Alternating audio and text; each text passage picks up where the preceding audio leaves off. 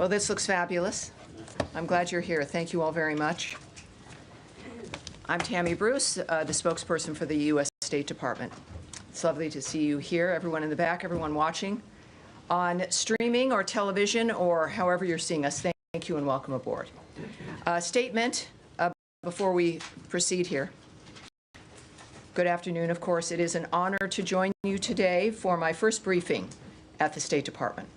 My commitment to you and to the American people will always be to speak directly and clearly about the policies and priorities of our country's lead diplomat, Secretary Marco Rubio, and the great men and women who serve the U.S. Department of State. To begin, I would like to acknowledge that after Secretary Rubio was confirmed in a historic bipartisan vote, he promised to deliver a foreign policy under President Trump's vision and leadership that would make America stronger, safer, and more prosperous. Under President Trump's administration, the State Department puts America first as well. Peace through strength is back, and our North Star is the pursuit of peace. As Secretary Rubio says, peace is not a noun, it is an action.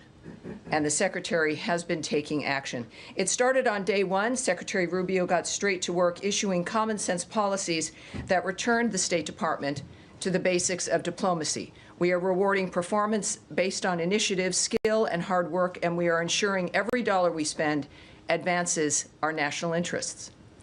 During the Secretary's first international trip to Central America and the Caribbean, he reaffirmed our commitment to the region where we live. He emphasized the importance of this relationship, highlighting our shared challenges and our shared opportunities. Already, the Secretary has achieved concrete deliverables to combat transnational crime, advance the cause of enduring peace, and counter the malign influence of the Chinese Communist Party. At the United Nations, U.S. leadership led the Security Council, passing a historic resolution seeking to end the Russia-Ukraine war. Implementing President Trump's executive orders, the Secretary designated 8 cartels and other transnational organizations as terrorists. The Houthis have been designated as a foreign terrorist organization, and their members are facing sanctions. And the Iranian regime is again under maximum pressure.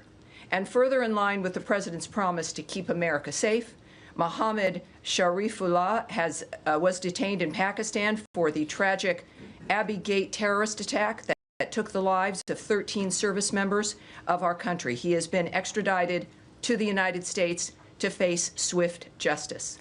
The Secretary's highest priority is the safety and security of the American people. Earlier today, the Department hosted a ceremony to raise the hostage and wrongful detainee flag. The flag symbolizes the United States' commitment to Americans unjustly held overseas, and it will fly in front of the State Department through March 9th, which is the second U.S. hostage and wrongful detainee day. This administration has worked tirelessly to bring unjustly detained Americans home and to secure the release of all the hostages held by Hamas. And we will continue to do the critical work to accomplish this goal. During this historic joint event, the other night, President Trump made clear that the United States is advancing our national interests to ensure the 21st century is an American-led century. America is back. I'm honored to stand here before you and to deliver this information for the American people, which they deserve to hear from their State Department. As someone who has served over, well, a long time in media, I understand firsthand that a free press is vital to our democracy. I look forward to engaging on our U.S. foreign policy priorities for the benefit of the American people. And also just want to say a thank you to the civil service workers, the foreign service workers, the staff of this department. As someone who's been looking out from the outside into government and seeing always the problems, it has been a remarkable experience to work with these individuals in this department, but throughout the Department of State. It has been an experience for me that has changed my point of view on many different issues. And I want to thank all of them who made it possible for me to stand here today. This has been literally a team effort. It remains a team effort for people who love this country and serve her every day. And so there's something I never thought I would say, except screaming at the screen at this gentleman sitting here. Just a remarkable illustration of how life changes and has surprises for us. Matt Lee from the Associated Press. I'm going to also ask you, when asking a question, we have a number of cameras in the back. People are watching through streaming at state.gov, our social media accounts as well, and a variety of different ways. Announce your name if you could and your outlet. That would be terrific. Matt Lee, I'll announce for you because you're so shy with the Associated Press. Sir, what can I tell you? Well, first of all, thank you for your opening remarks there. And I would also say congratulations, because for those of us who were around back in the beginning of the first Trump administration, the first State Department briefing in 2017 was on March 7th. So you have beaten that by 1 day. I don't know if you're aware. No. You know, that's all right. So anyway, so you got that. You have a record already. Okay, thank you. So anyway, yes, thank you very much for your commitment to, speaking to us and being open and transparent. I just want to say before I begin, and I have a very brief question, but before we begin, that I think everybody in this room understands that elections have consequences. Everybody in this room understands that the President of the United States sets the agenda for foreign policy, and so the questions that you will get today and going forward are all aimed at trying to find out what that policy is, one, and then how the State Department is actually implementing it. So sure. I hope in that, with that we can go forward. So the first thing, my question is about the AID, sure. USAID. So on January 20th, the entire Function 150 account of the federal budget, which is all of the State Department and USAID, including operations, salaries, was roughly about 1% of the budget. What's your understanding of where that percentage is today? Well, what I can tell you is President Trump was elected to change the status quo. Part of what has initiated this dynamic that we've all watched play out is what's it been? I think it's been 6 weeks, is an effort to deal with waste, fraud, and abuse. This began with a simple inquiry of USAID to look at their books, to look and inquire, and they refused. They said, we're an autonomous organization, you have no right to come in. The intention was not to do it in a manner that you've been watching unfold. It began because there was no cooperation at the beginning. And the inquiry, of course, was because of the debt, the nature of being $2 trillion, that it was an unsustainable and remains an unsustainable way of running anything, a household or a government.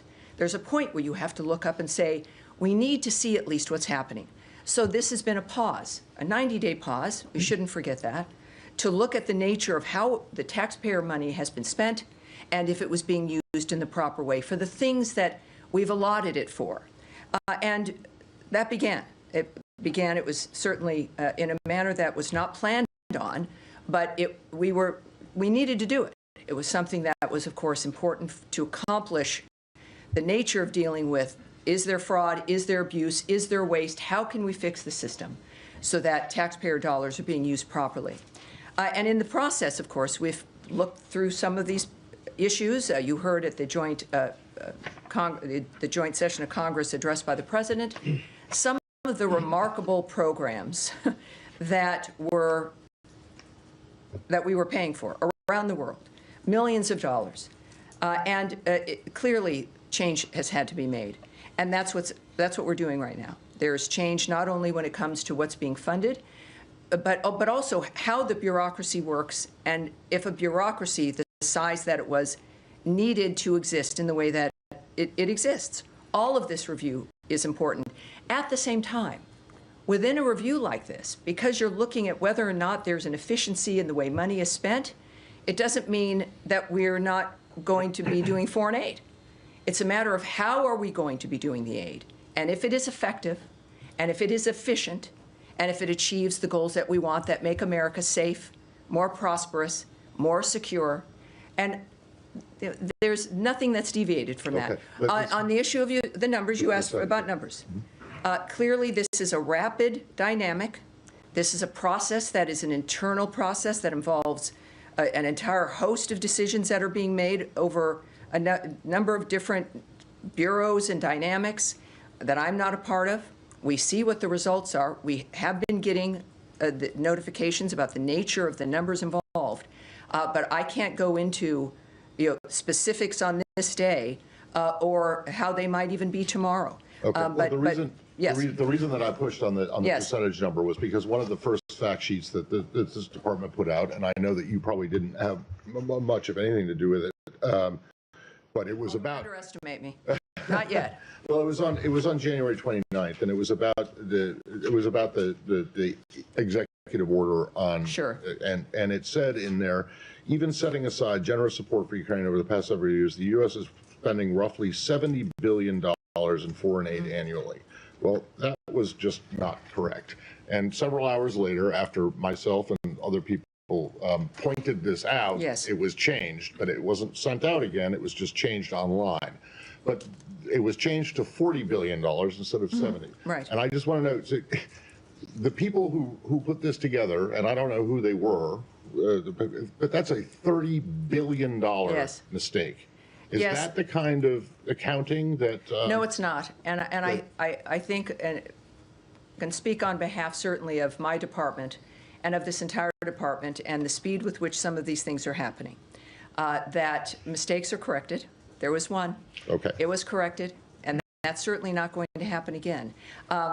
That's what I can okay. pledge to you. Okay. I do know, and as everyone learned on that day, that the data matters, which is why I'm not going to stand here and guess, that the facts of the matter, and we're determined, I am determined in this role.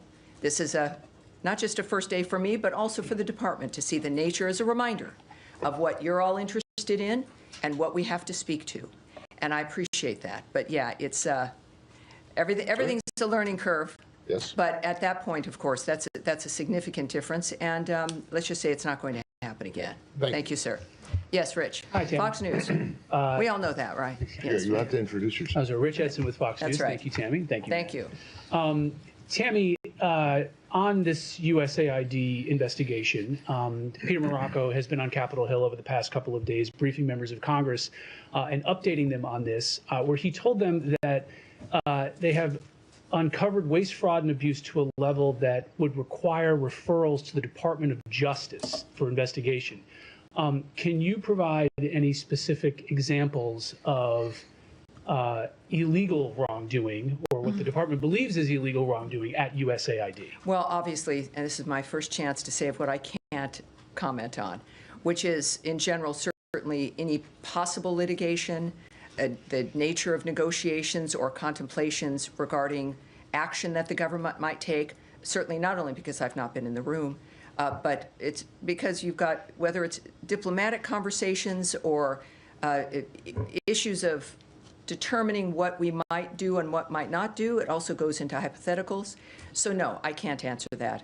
What I can say, again, is that the level of what we've discovered at USAID is troubling enough to where this is the kind of conversation that is perhaps going to have to be had by the American people and even perhaps Congress.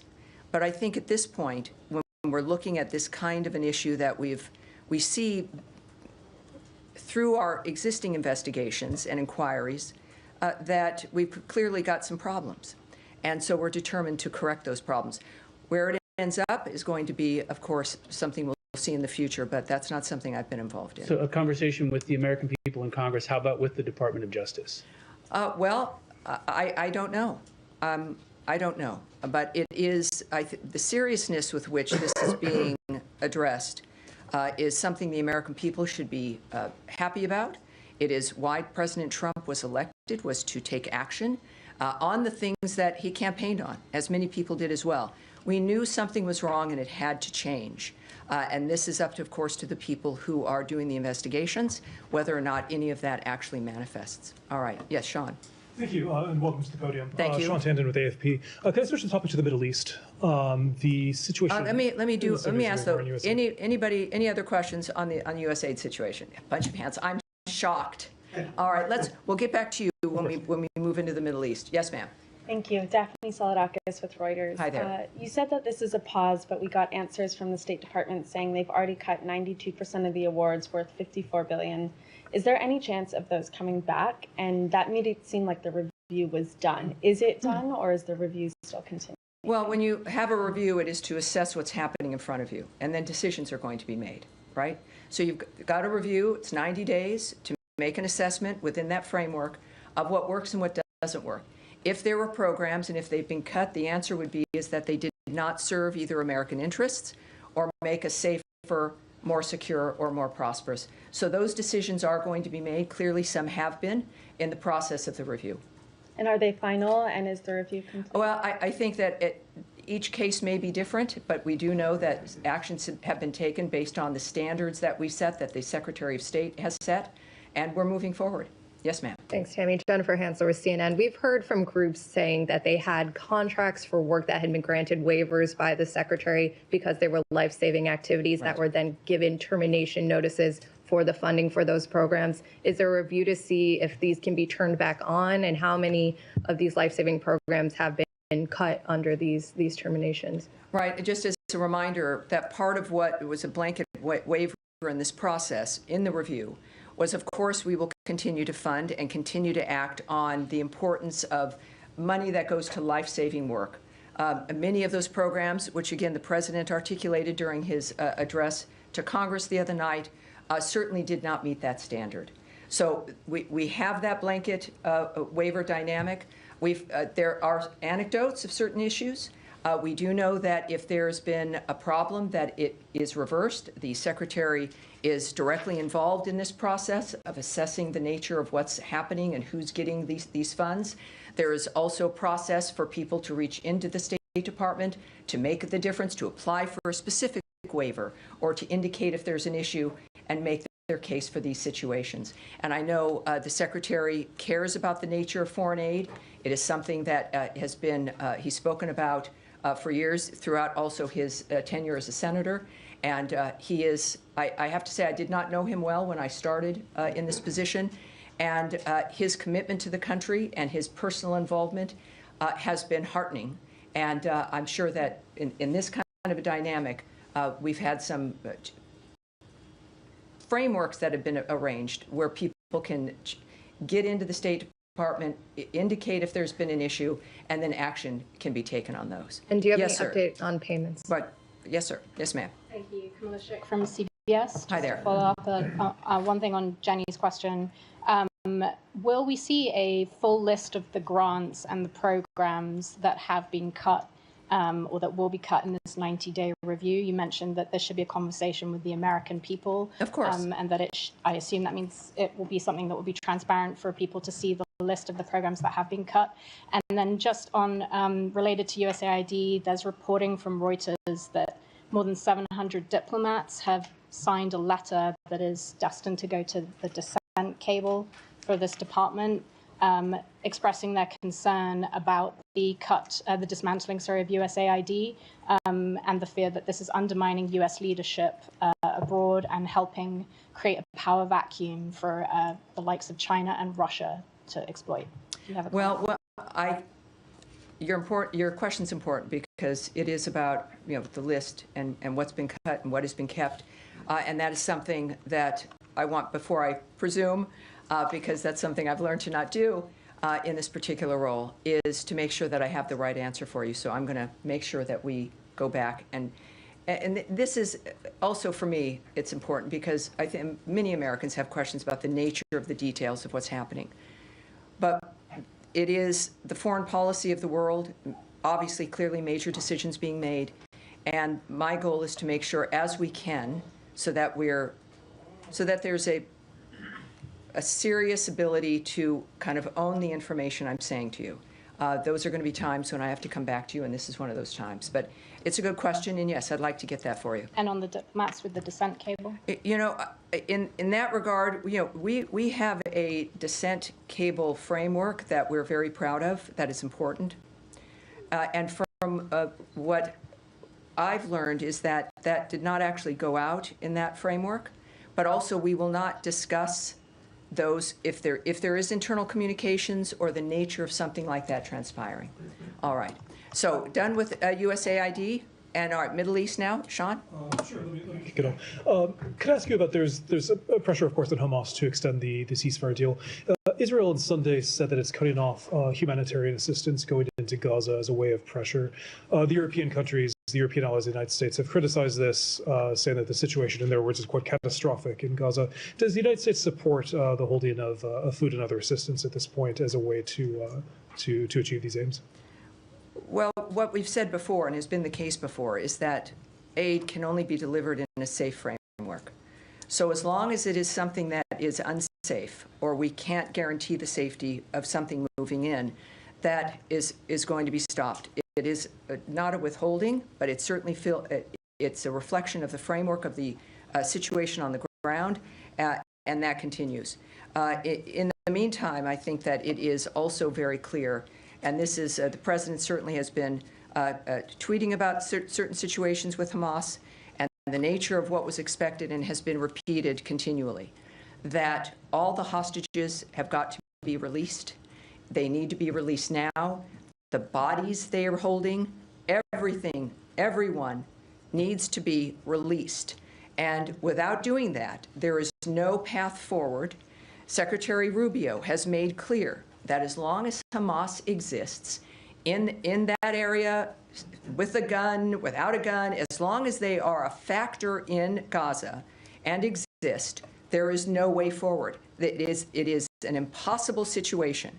It is monsters who are controlling and destroying Gazan lives and the lives of people around the region. It remains an extraordinary dynamic where this administration has made clear, as has Secretary Rubio, that we have a framework where it's over and over and over again. There's been nothing new. It's wash, rinse, and repeat, back and forth, for generations. And the approach now in this dynamic is that it has to be a new approach. And that is what President Trump has said from the beginning, that we've got to think differently. We've got to think differently about how things proceed in the region. And this is finally, after this idea, the prompting to think differently, there are some different and new ideas. But one thing stays the same and is unmovable here, and it is the existence of Hamas as a factor on the ground in that region. It will be impossible to continue. Yes, sir. Thank you. My name is Saeed Erakat. I'm from Al-Quds newspaper. I've heard a little bit about you, and we've had some conversations. It's great to see you here, sir. Good to see you behind the podium. I have two quick follow-ups, basically, to Gaza. The president said yesterday, well, he had strong words for Gaza, for Hamas, and for the people of Gaza. Now, at the same time, we heard about the meeting that took place between Mr. Bowler and some senior Hamas officials and so on, which gave people maybe, hope that there's going to be movement towards the phase two of this deal that was struck back on January 15. My question to you, how do you reconcile the two? And also follow up to that, so I don't have to come back to you again, is also on Mr. Witkoff's statements and what he has been saying. The two can be combined. Whether we have an idea as to when he's going to be going back to the region. Thank you. Well, first of all, if you have a conversation with someone, it's not a negotiation. It's not irreconcilable. It is the conveyance of the American position in a different way. Nothing was different. Nothing was conveyed differently. There was no change of position. It was the conveyance of the existing American position about Hamas and how it cannot exist in Gaza. Now, whether it is through a tweet or a diplomatic cable or on television or through envoys or in a meeting, that message can be conveyed. And it's, I think that that's what's important for the American people to realize, is that the steps for peace that need to be taken in any country will be taken, and especially in making sure that a bloodthirsty group like Hamas understands that our message is not fluid. Yes, Andrea Mitchell. Thank Great you to so see you. much. Change of subject to Ukraine. Oh, wait, well, okay, yes, we'll go to you. The first, we'll take a couple more on Gaza. Yes, ma'am. Thank you. Nadia Bilbesi with Al Arabiya. Nadia, yes, nice to see you. Good to see you too. A couple of questions. Number one, the secretary said he's open to the Egyptian plan. It's been endorsed by the Muslim and Arab countries. What's your position on that? Was basically, in a nutshell, saying that Gazans can stay, they can rebuild it with Arab money and with Palestinians' leadership. And second, you know, the administration issued many ultimatums to the Hamas before. What's the difference this time? And the secretary echoed what the president said on Gazans themselves. He said Gazans will await them a beautiful future, but if hostages are held, they're all dead. What does that mean?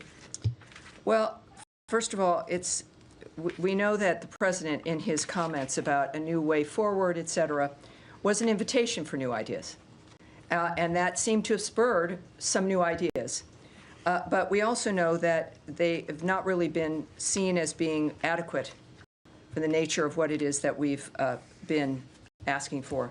So it's always, I think that, especially from the words from the president himself, and I want to get his remarks especially for you, because these are, you know, this is, everybody clearly wants this to change. I think that that's obvious, especially with Egypt stepping up and handling it as they have.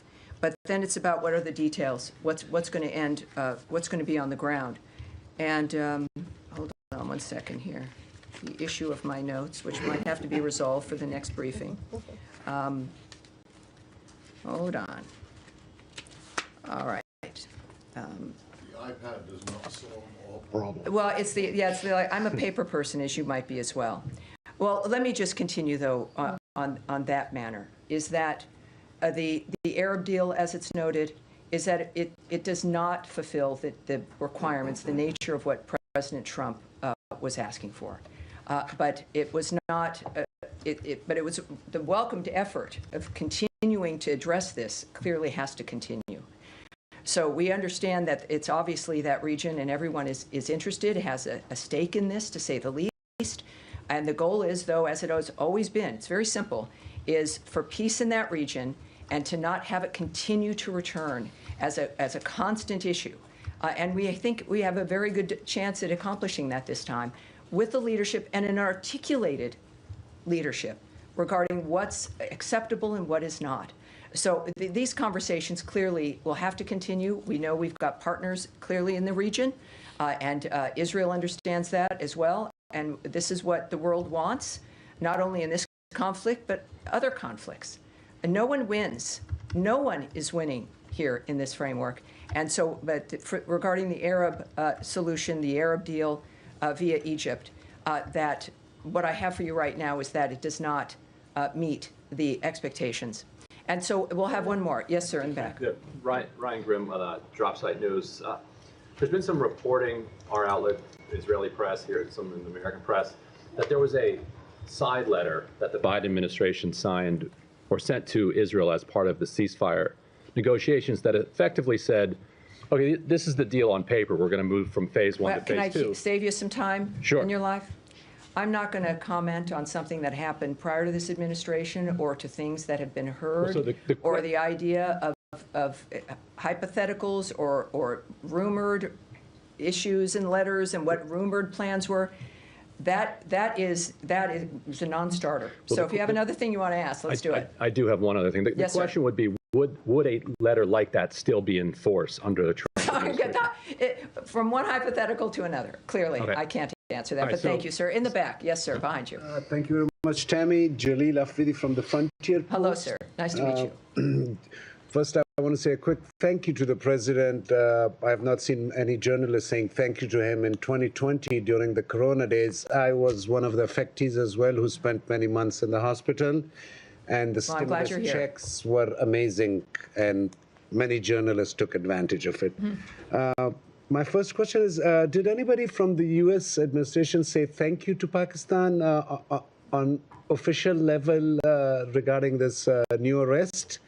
And second, is the president aware that the most popular leader of Pakistan, Imran Khan, has been in jail now for the last 3 years, and lots of atrocities has happened, but is the president at all interested in paying a little attention to Pakistan beside this?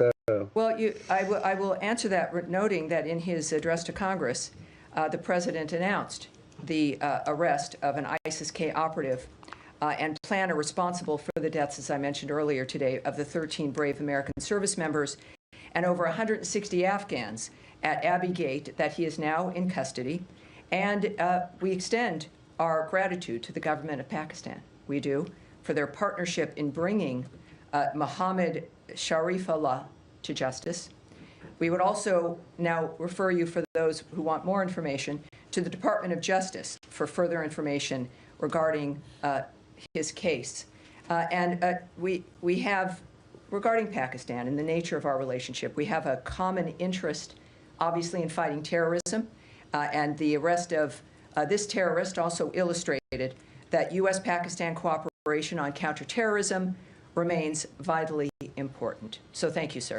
All right, so now, Andrea, we'll move on here. Thank you very much, and thank you and welcome. And I think all of us are very grateful that the briefings are starting and that you were Good. I hope to. I won't always necessarily. I hope my goal is to make you all happy. Of course, that will be impossible.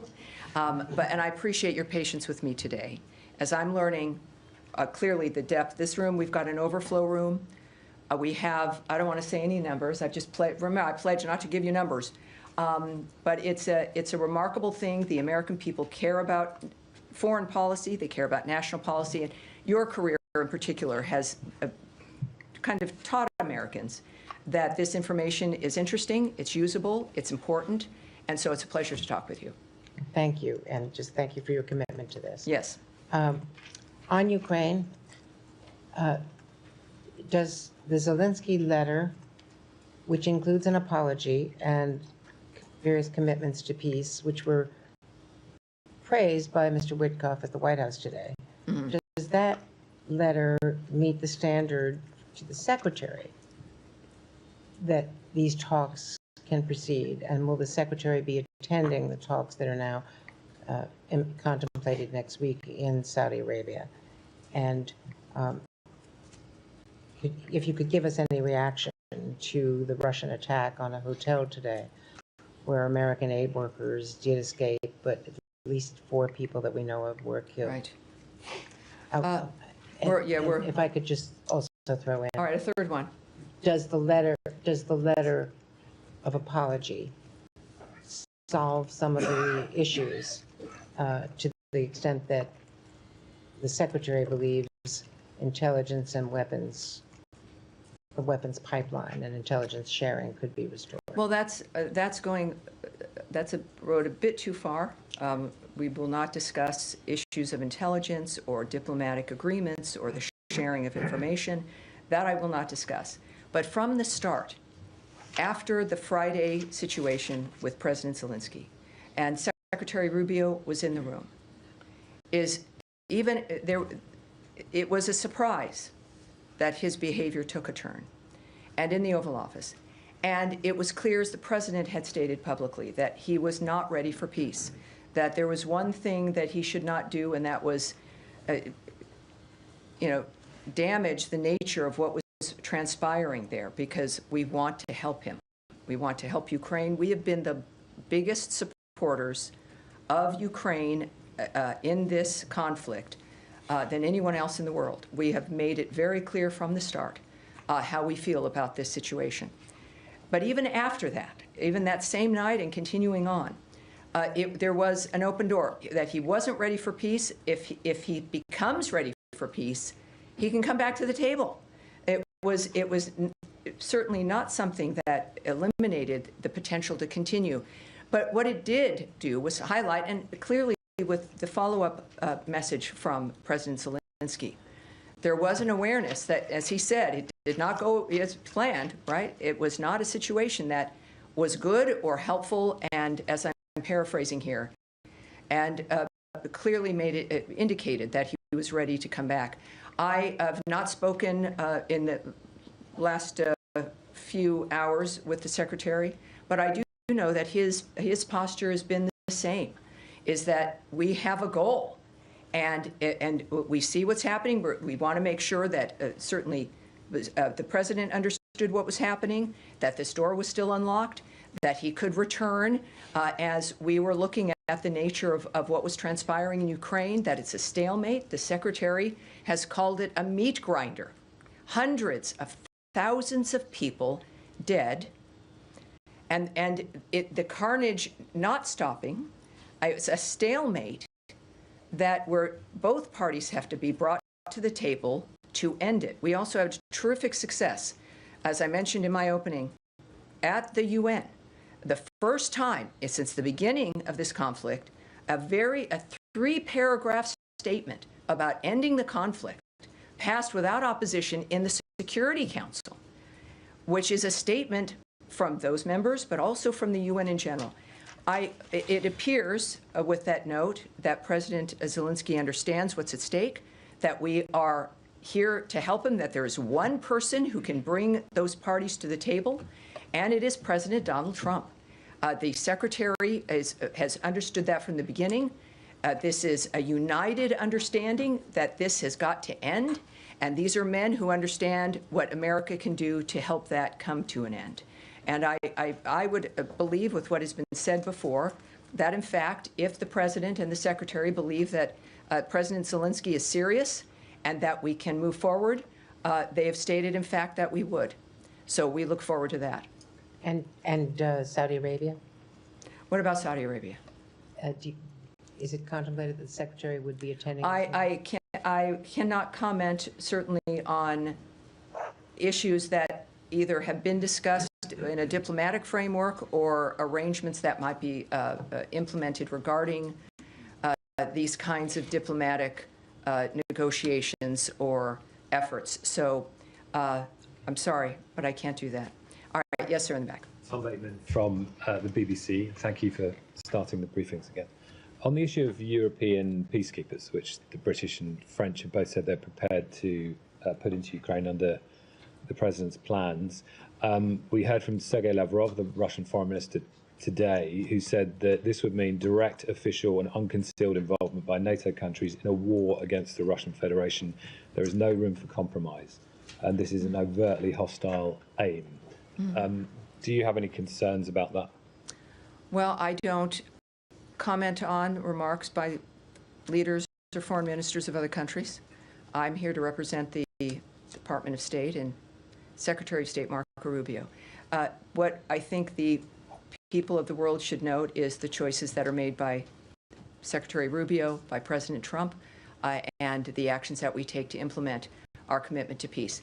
Yes, ma'am, in the back. In the pink. Thank you. Thank you very much, Tammy. I'm Jenny back with the USA Journal, Korea.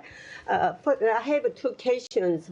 First question, President Trump pointed out in his State of the Union address that South Korea has imposed tariffs 4 times higher. What measures will the United States take to resolve the tariff issue with South Korea? Second question. Last week, the North Korean Workers' Party secretary visited Russia and met with President Putin to upgrade the level of the Russia and North Korea alliance. Does the United States believe that the North Korean troops should withdraw from Russia to end the war between Russia and Ukraine? Well, thank you. Yes, thank you. I really can't remark on issues of the North Korean relationship with Russia at this point, or that particular regional effort or action that may have occurred. So that's not something I can remark on right now. I certainly, for both of your questions, will will go back and talk to the Secretary, mention to him, as I have, and as I've pledged to many of you who I met earlier in our bullpen here, that part of my goal is to make sure that not only do I have a good, broader view of what interests all of you, but to make sure that the Secretary knows as well. I think that that's part of what is important to our communications with you. Besides what we can and cannot share, it is to make sure that we know where your interests are also. All right, sir. Yes, sir. Yeah, thank you so much, Kathy. Congratulations and thanks for doing this. At the opening remarks, you talked about Iran is under the maximum pressure. So I have a question related to that. And I'm sorry, what is your outlet? Yeah, my name is Dr. Koda. I'm working for Ruda Media Network. It's a Kurdish TV. All right. So maximum pressure. Yeah, Yes. Iraqi sanctions waiver for Iran gas imports expires on March 8th, which is the day after tomorrow. Have you renewed this sanctions waiver, or do you intend to renew that sanctions waiver for 120 more days? And I have the second question. Do you want me to ask now or after you? Well, let me answer that question, because I see my staff standing up by the pillar, because I don't tend to keep track of certain things, but like time. But here's what I can tell you. The Iraq sanctions waiver, as you've noted, for Iran gas imports expires on the 8th. And we have, at this point, as you might imagine, we have nothing to announce with regards to the current electricity waiver that expires on the 8th. In line with National Security Presidential Memorandum Number 2, we are reviewing all existing sanctions waivers that provide Iran any degree of economic or financial relief.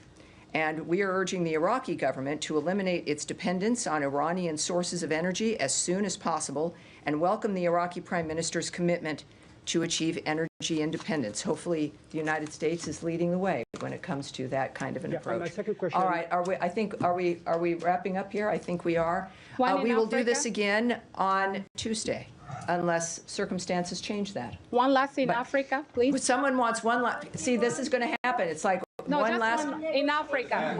All right, hold on. One last in Africa. Thank you.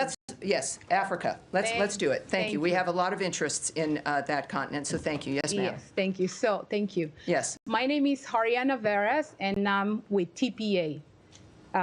Recently, I asked President Trump about his interest in joining the effort of the president of Angola, President João Lourenço, who is mediating the conflict between DRC and Rwanda, if he would be interested to join the efforts of Angola to bring peace to DRC. He said that the situation in the DRC is a very serious situation.